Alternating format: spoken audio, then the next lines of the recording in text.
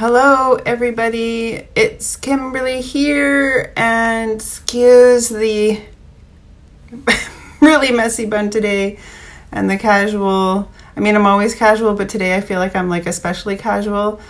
I wasn't expecting to channel today, and then like literally early this morning, because I woke up like extra early this morning, and I got like pokes at my shoulder, and then like I'm working away and I feel fingers in my hair, and I'm like, okay, so I'm just carving out some time for lunch, and I'll try to channel. And I know who it is.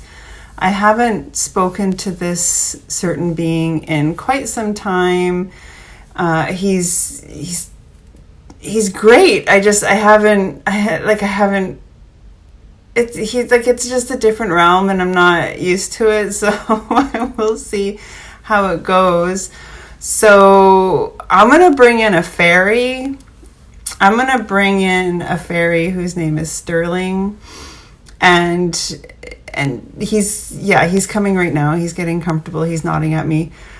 And I get kind of nervous because honestly, like he's pretty cute. Like I get all like squishy and embarrassed.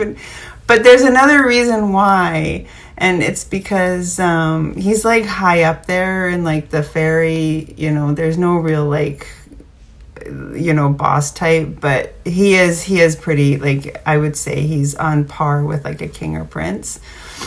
And he's a little bit of a trickster. And yeah, so we're just going to see what happens. This is like really impromptu. I haven't really done any sort of centering or anything.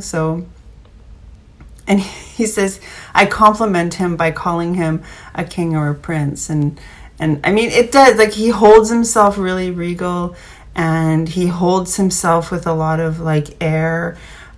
He's really, really nice. And I would never complain about him, but he is kind of a trickster. He finds himself a little funny. He's saying, as all fairies are, like a little bit of trickster, because they are, earthbound beings, and they do have that sense of humor. And they do carry kind of that ego, not as, I don't think as much as humans do, but they do have that subtle ego about them.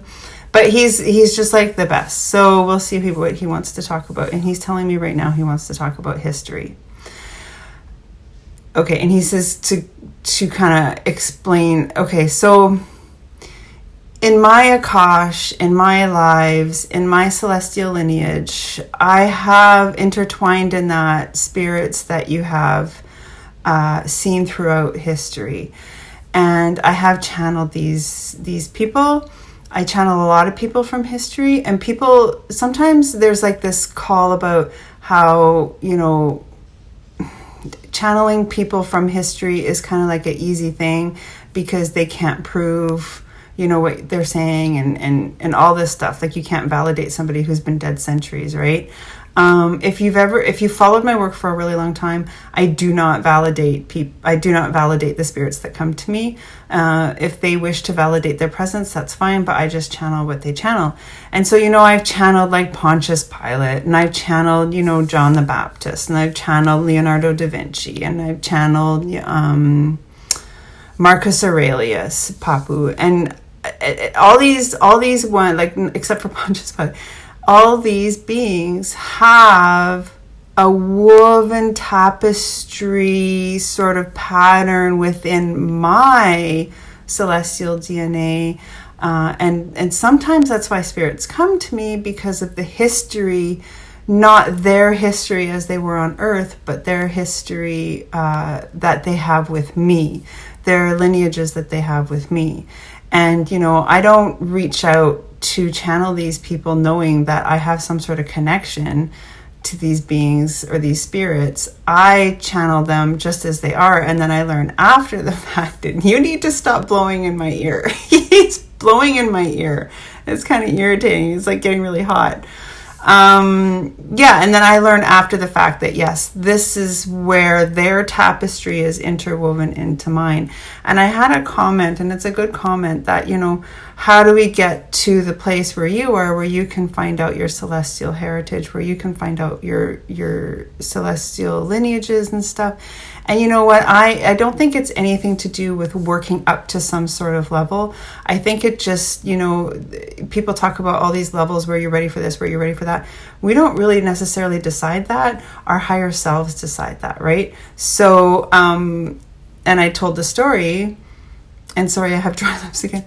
I told the story about how my celestial father came in, and I didn't like it. Like, I did not want anything to do with him. Richard and me did not get along at first until there was this understanding about why we didn't get along. Okay, and so Stirling's saying that he does not wish to come in and talk about history like it was in the history books, like it is in the history books. He's saying he'd rather talk about history as something, as a learning tool. And he's saying that he doesn't wish to take too much of my time, but he's saying that a lot of this, okay, he's saying a lot, like he said that Heath was talking about cycles being broken, and he really enjoyed that, because now history, even though it tends to be kind of like paralleling and kind of repeating itself, it's not really repeating itself. It's just that lessons are presenting themselves now for us to end karmic cycles. And he says history books are fine. He's saying that you can dive into the history and learn all the facts and spew all the facts. But he's saying it's time to really look at the history and look at the finer details of that, because in the finer details, he's saying that we can see what's being repeated and we can actually stop that. And as I'm saying that, my insides are like turning into kind of like, they're like something from my stomach is rising up within me, and it's like coming out of my throat. He says the real purpose of history is to understand what not to return to. Okay, he says that this lesson has somehow flown over the heads of individuals because they're going back to previous lifetimes to do over. He's saying because they miss it. They miss the good stuff. While they go into history, he's saying history keeps repeating itself in this lifetime. He's saying that he would rather not see people go back and hang on to histories through past lives, other lives, however you want to call it, and disregard the pattern, the karmic pattern that is happening again in those lives now. Okay, he's saying just as in the present, there is information that human beings are learning, but for what purpose, to what extent do they continuously want to learn when the information that they are learning has yet to be useful, or he's saying has yet to be used. He's saying, I have watched the channels that Kim has done, and he says one underlying theme throughout these channels is that people crave the more information without using the present information in their present lives now. So like, he's like, there's this craving of more. So he's saying instead of craving more information about what could be in the future, about what people are progressing towards, about what could be happening, what could be going on, all this stuff, he's like, ask more questions or request more information about what's been happening in the past, what has happened in the past, if it's this life or last life or lifetimes before, to rectify certain behaviors or patterns that are going on with the human being now, so that that is gone and they can move into the future, or request that information that would be useful in the future so they can also use that now. And he's saying Heath had done a channel about taking the past and the future and bringing it into the now moment, and he's talking about lives, and this is kind of, he says this is similar, but this is not so much about going back into history to learn about other connections or other people involved. It's about going back into the history and into the, he's saying, experiences or lessons that you have brought with you to end those cycles personally and not so much with other connections. Okay, he's saying that people hold on tightly, or he's like crave information about the connections that they had in the past so they can reconnect with those in the past. He's saying that a lot of the connections that come back from the past will ultimately, he's saying, kind of like separate a little bit, so that it's not necessarily the connection that can be forgiven or rectified, but more the lessons and the experiences within the human being that's experiencing those relationships gets rectified so they can progress into the future. He says progression into the future relies heavily on the past lessons or experiences that the one person experienced through the eyes of themselves, and not so much about looking out and seeing what others have done and what those effects have been to continue. Okay, he's saying that's keeping them held into a certain place. He says that the past connections of the individuals, he's talking really fast, the past connections of the individuals, like the separate people that you're still holding hands to, is kind of like an anchor to the ship. Okay, and he's showing me like a port with all these ships, and they're all anchored down because they continue to have business in that port, and they can't sail off until that business is complete, sail off into the new horizon with their new loads and with their new information and stuff. Okay, and he's saying, Kim had asked me a question. I don't care. He's asking like what I prefer, Kim or Kimberly, and I'm like, I don't care. He said, Kim had asked me a funny question the other day. She asked me if humans in a past life could have been fairies, if that's, if that's, I don't know, genetically possible. I don't know. I was just curious, if humans have ever incarnated into a life on Earth as a fairy. And he said, yes. He's saying yes. And part of that incarnation is like you took the lessons and experience of the fairy realm and brought it to your life now to experience the fairy realm within the human without taking... He says fairies aren't perfect. They make a lot of mistakes, without taking those mistakes into the human life. Because the human and fairy connections within a human who's trying to progress spiritually, all those that, Akash stuff, it just doesn't work that well. However, you can see the underlying theme, and you can take that theme and move on into the human. And it's more to do with,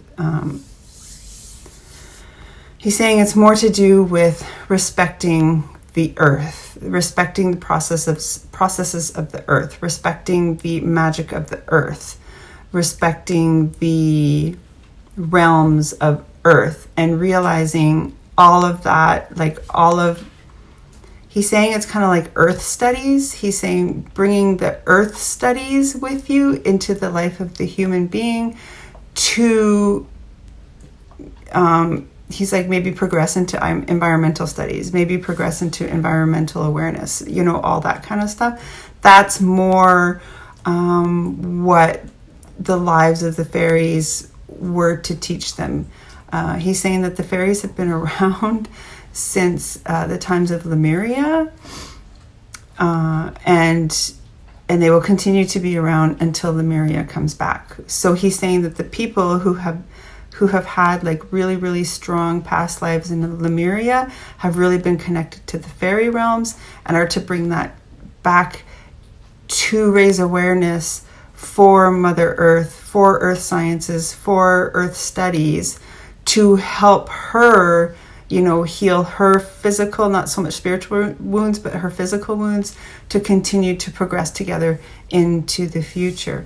So it's like not finding out the history of who you were as a fairy, but finding out the history of what you did as a fairy to bring that into the human form to show how those aspects within a human can meet Mother Earth and progress her on her journey, and support her as she supports you on your journey. Oh my gosh, you guys, he's a fast talker. Usually when I've channeled Stirling in the past, it's been like written, and I remember he made me type really fast. So, okay. He's saying history has a tendency to repeat itself more with people than what the information is on the book. The time for history to repeat itself with people. So it's kind of like you knew you were this person in a past life. You come back, as Kim in this life, but you continue on with the patterns of that other person.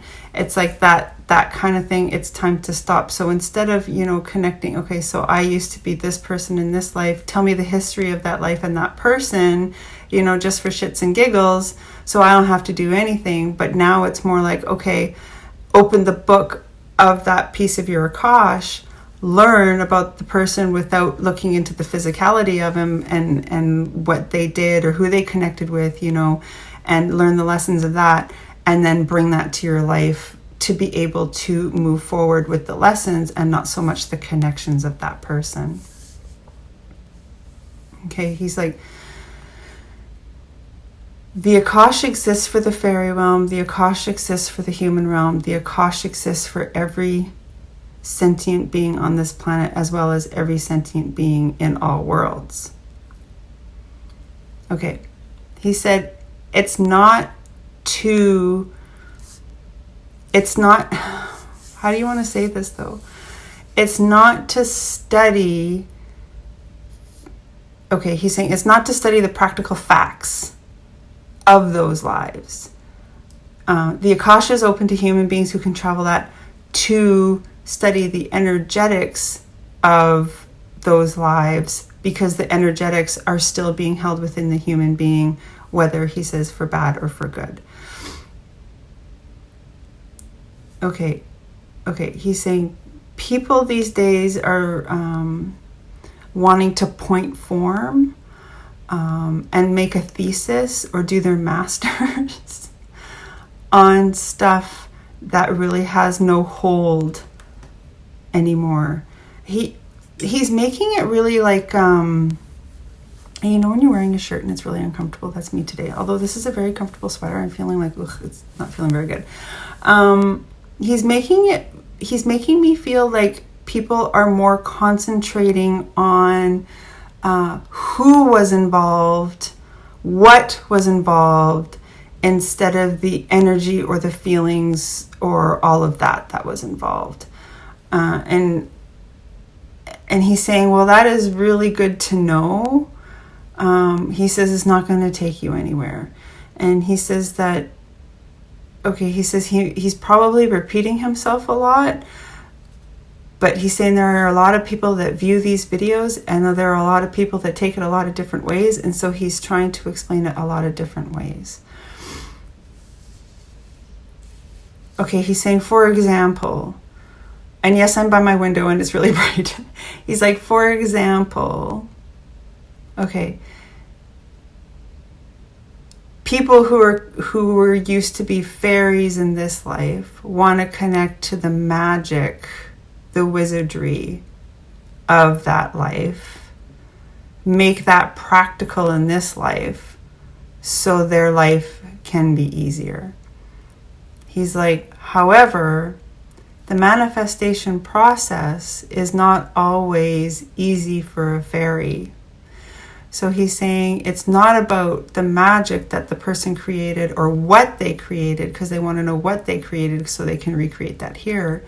It's more about the learning process of that as the fairy to bring that into the human, so that the human can sort of be that fairy in that human form and do it now. So it's not what the physicality of that magic is, it's how that magic was created. Okay, so he's like, if you're going back into wars and you want to change that pattern so war doesn't happen again on this planet now, he's like, it's not about the practical knowledge. It's not about who were the players. It's not, the contracts that were formed. It's not he's like, it's not the tangible.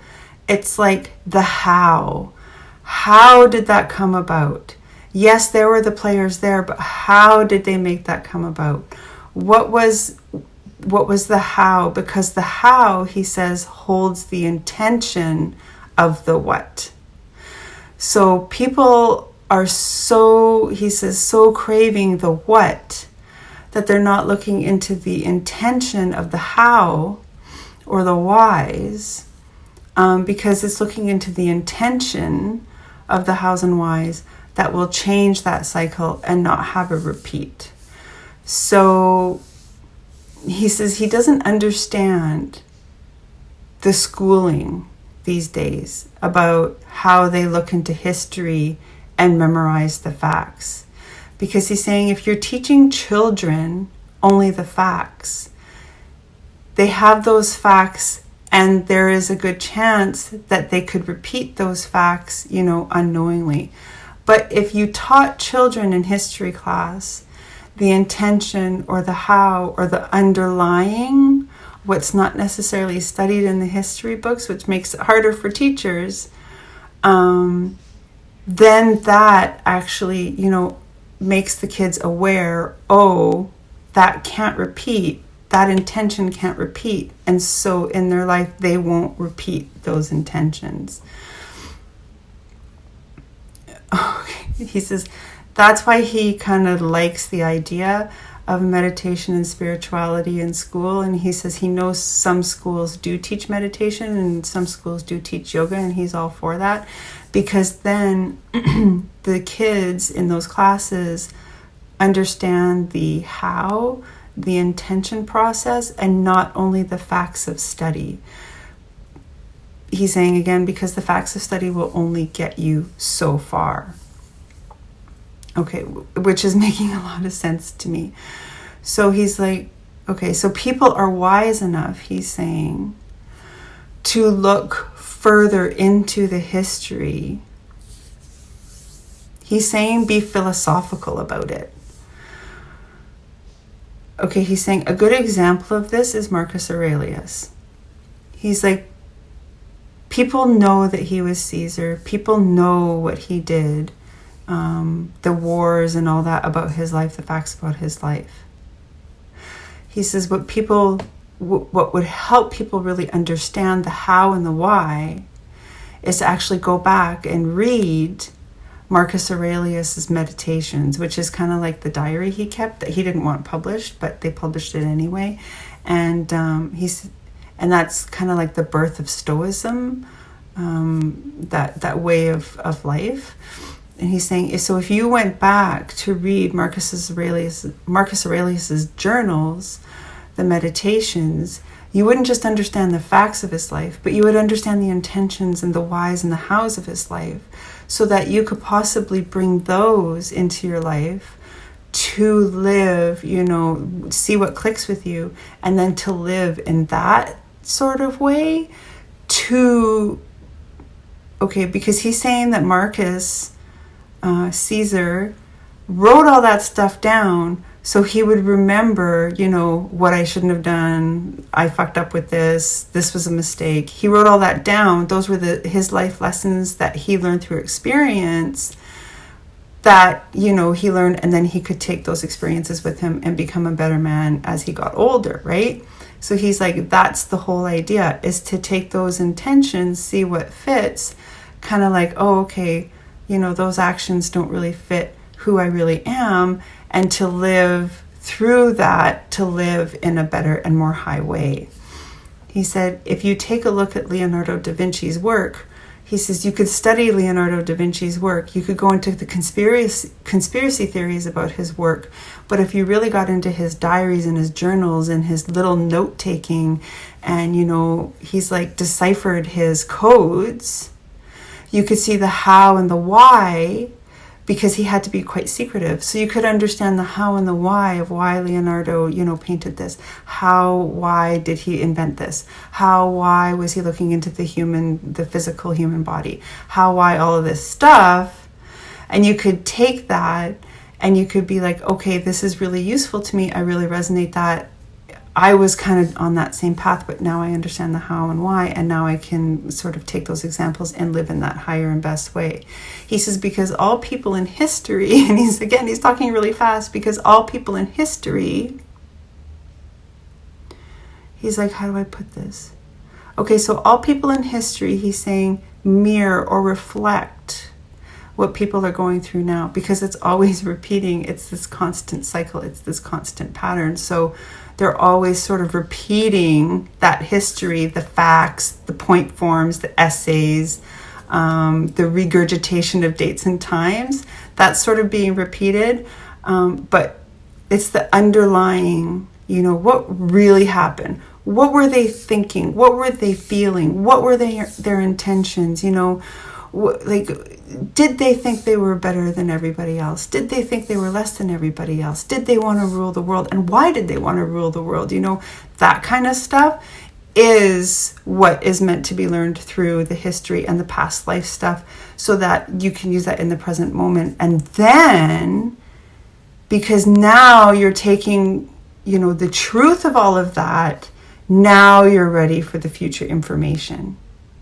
He's saying because the future information won't come until people understand the past information, not the facts, the underlying intention of what was. And he's saying, you're doing very well. You're doing very well. You're very good. You're very good.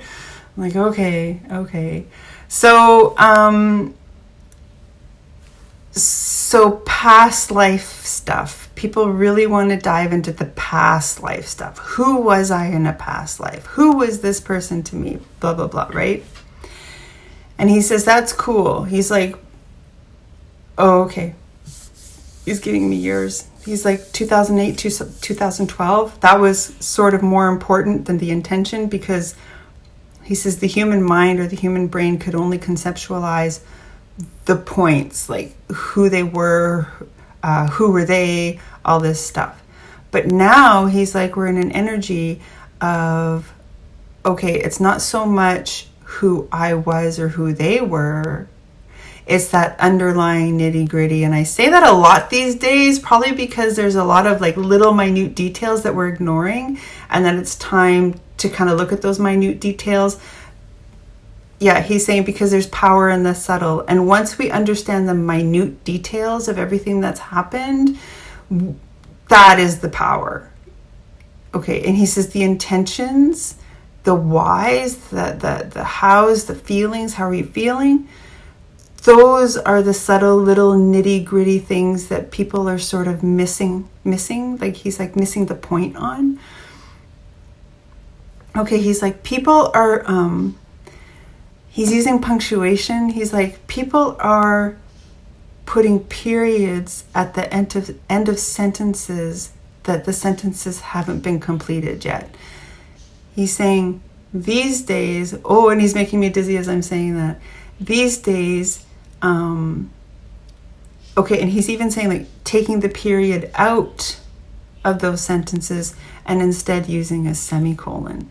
Because a semicolon is like, oh, this sentence was supposed to end, but I had another thought that could add to it. And so you use a semicolon and then you finish it. So he's saying a lot of pages of the history books, he's like, if you can look at a book, open a book and look at all the periods, he's saying the periods are actually being removed to insert semicolons and finish the sentences. So he's like, do you see the difference if I put it into that, if I put it into a way that you guys, he says, write your lists, write your point forms, you know. He's saying, do you see, and he's making me really dizzy as those dots are removed or connected.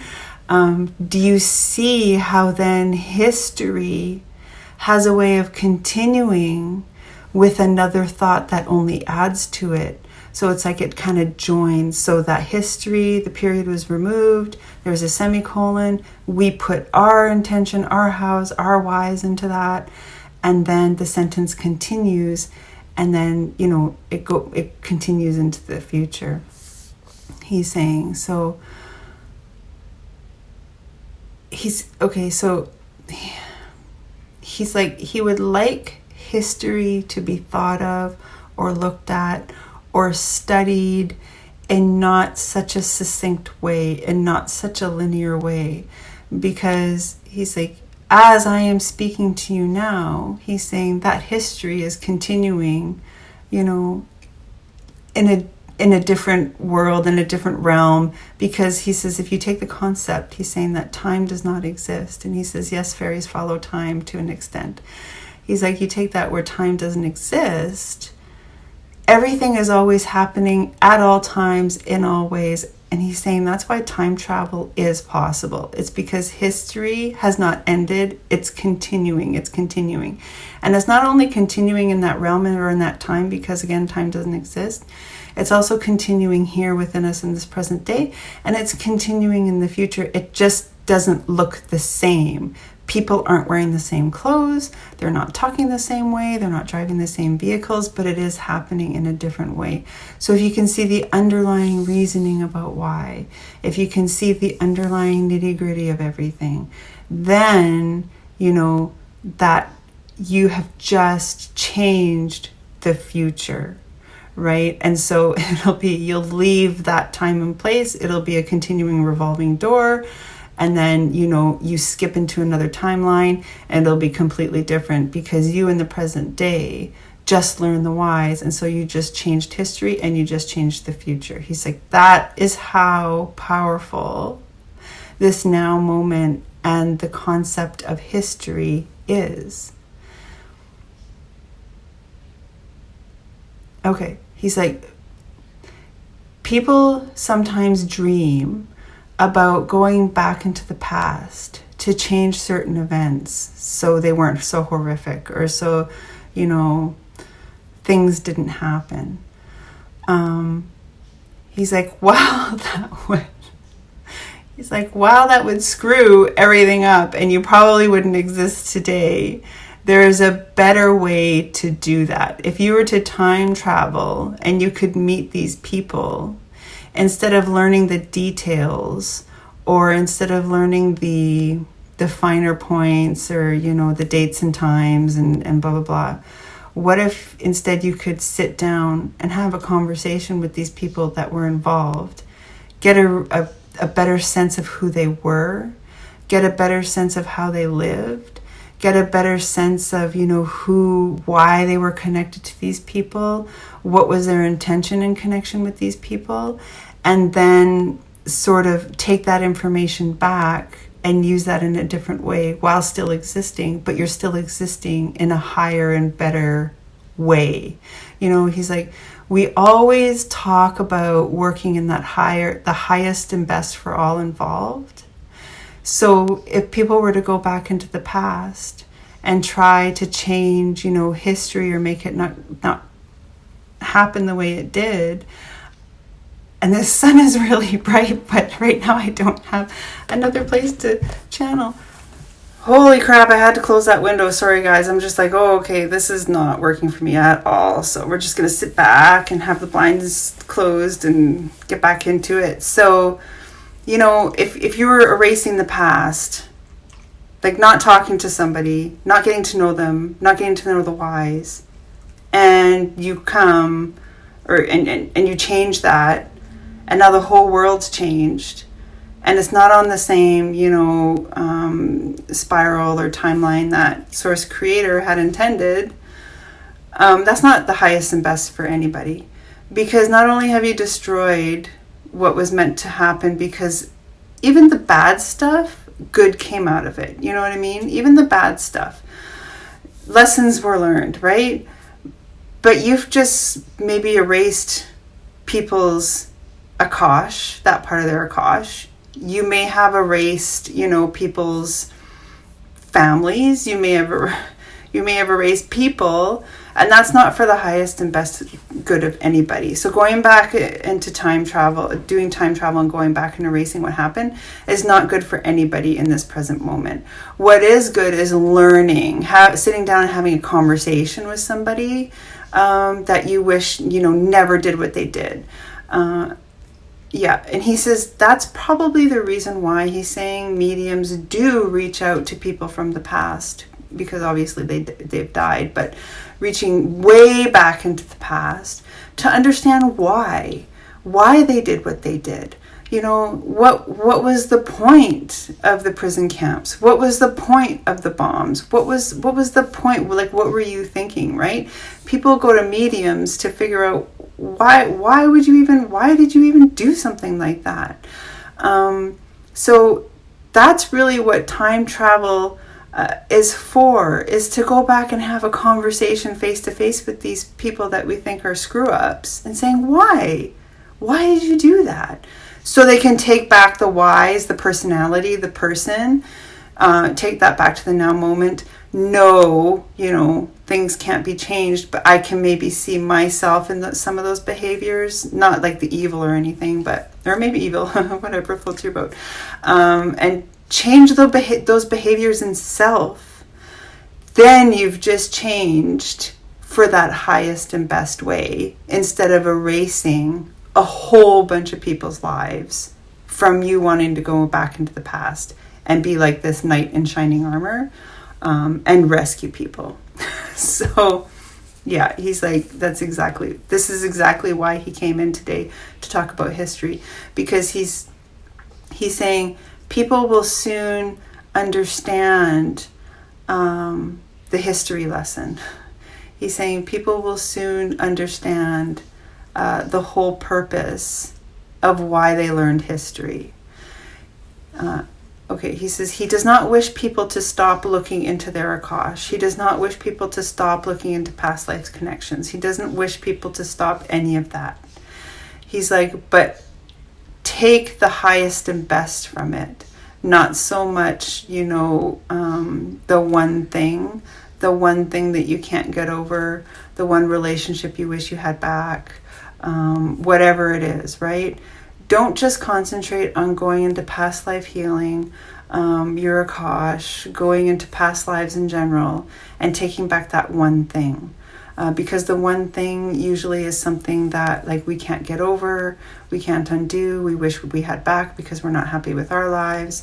The people we wish we could see their faces again because, we love them more than the people we have in our lives that are physically with us. There's like a whole bunch involved in that. He's agreeing with me.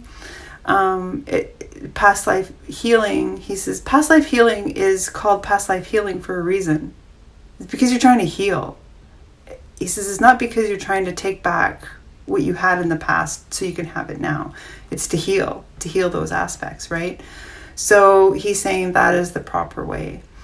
And he says it's going to be showing itself a little bit more and more coming up. People will see, some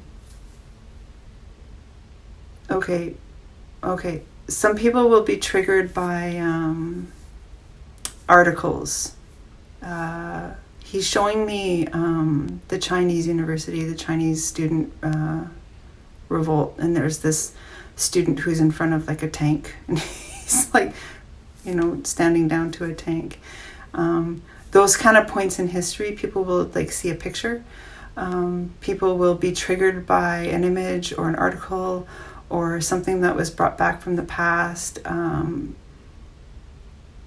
He's saying people are watching conspiracy theories, he says, on social media platforms, and he says that they're sort of like addicted to those because in some way, shape, or form they had something to do with the conspiracy of the past. And so they're kind of addicted to finding out the information of the conspiracy, what's true, what's not, because a lot of them is being pulled, because a lot of that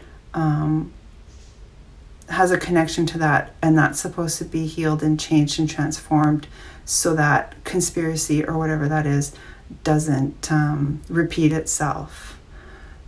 He says there's going to be some instances coming up where certain situations, there's going to be like a repetitive nature to them. Okay, he says some people, more than a little bit, have incarnated with the same people in this lifetime particularly, to end what they constantly continue to do or be. Okay, so there's like a lot of married couples, there's a lot of partners who have incarnated together as, romantic partners, but it feels more like, he's saying it feels more like a parent-child relationship, and okay, they came back into this life as lovers or partners because it was a better way to learn just what wasn't working in that life, to change that, to make ends to it. So he says that they can be freed from that jail, because people who are incarnating together right now have actually had many incarnations, and now is the time to really have that history stop repeating itself, stop coming back to continue doing those lessons in a different way, in a different form. He's like, okay, he says, how many times do your angels and guides and you have to sit around a table and plan a different storyline with the same theme? He's like, listen to that. How many times do you, your guides, your angels have to sit around a table and discuss how to repeat that theme in a different storyline, so maybe all parties will get it this time? He's like, that's why people seem to feel like, oh, this feels so like, I'm so done with this. It's so frustrated. My patience has run out. There's a lot of that right now. And he says that's exactly why. So he's like, would you like to sit around a table preparing for your next life with the different story but the same theme, and do that again in the next life? Or would you like to kind of go back, do the past life healing for appropriate reasons, connect with those people, have a conversation with those people, ask the mediums, I know the storyline, but what is really the issue here? Get that, and then, work through that within yourself to move on into a way different future. And then he's like, a way different life review than you would have had if you just decided to continue the spiritual Groundhog Day of those relationships. Okay, and he's bowing to me. He's like, this is why I wanted to come in and talk about history. And he says, he thanks me. So that is really actually cool, Stirling, that people have incarnated as fairies before. Okay, he's like, the whole idea of people constantly incarnating into any planet just on Earth, just as human beings, he says it's a very narrow way of thinking. It's very narrow-minded, and as soon as people can grasp the idea that they have incarnated multiple lives on multiple different planets, there would be more growth to that. There would be more of an imagination. There would be more of what if this, what if that? There would be more of an open sense of acceptance to any of this. He says he simply does not continue to exist in fairy tales anymore. he says the fairy realms, so you've got the earth realms, the sea realms, the mountain realms, the prairie realms. He's knocking off a whole bunch of fairy realms to me. They do exist. They're very important. Okay, and he says that fairies oftentimes visit human beings more often than the spiritual realms do. Okay, so he's saying just as the celestial families miss the people who have incarnated, because we have amnesia, right? He says just as the celestial families miss their people who are incarnated, so we're talking about star seeds and earth angels and stuff, so too do the fairies miss their human family members, lovers, friends that have decided to incarnate into human, because it's hard. He's saying it's really, it's a tough gig. It's a tough gig. He says the fairy realms are not always easy to connect with. The fairy realms are not always easy to get along with. But he says that the fairies that introduce themselves to people is because they absolutely miss those connections. Because the fairies, while they often just like see the people, they also are of the spiritual realms as well, and they can see inside and the connections, and the pull towards some of those is so intense and so passionate and so loving and just so honored that they can't help but put their little feelers out. And actually they're big feelers, he's actually quite a tall guy, and find those connections and act as a spirit guide, even though they're incarnated in a different sort of space on the earth realms. He says to me, he's like, you're doing very well. You're doing very well. I'm like, okay. Okay, he says, so that's all he wanted to talk about with the history. He said he just wanted to come in here quickly and do that for you guys.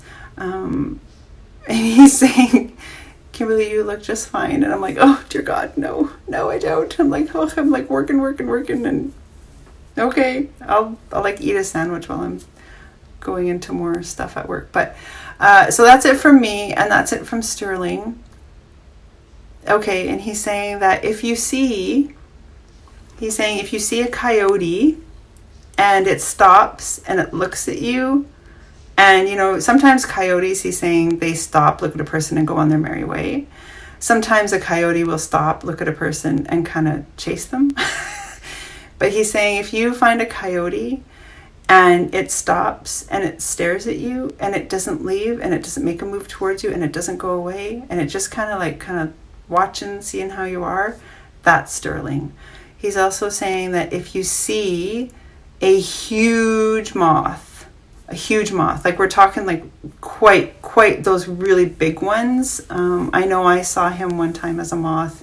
He was camouflaged with a tree, but it was the biggest moth I had ever seen. And then he came in after and said that was him. That would be him. The moth is sometimes a little bit more difficult to understand if it's Stirling or not. The coyote is a sure sign that it is him, but he comes in both forms. So if you do see the moth and you feel a heat in your belly, that would be Stirling. So he says he's always visiting. He says he's been away for a while because he does have time, although time exists for him, but in a very different way. But he says he's been away from me. He says he's been away from Kim for a while, but he is on his way to return. There was just some stuff that in his place of existence that he had to take care of or make sure was okay, because there's been a lot happening where he is right now. So yeah, that's cool. Okay, and he bows to me again and he says, I will leave you. And he says, thank you so much for channeling. And I'm like, that's no problem. So I'm going to leave it. I got so much on the go today. I'm going to leave it at that, you guys. And I hope you found this useful. Talking fast because Stirling's a fast talker. But that's okay. We got it done. And I will chat at you soon.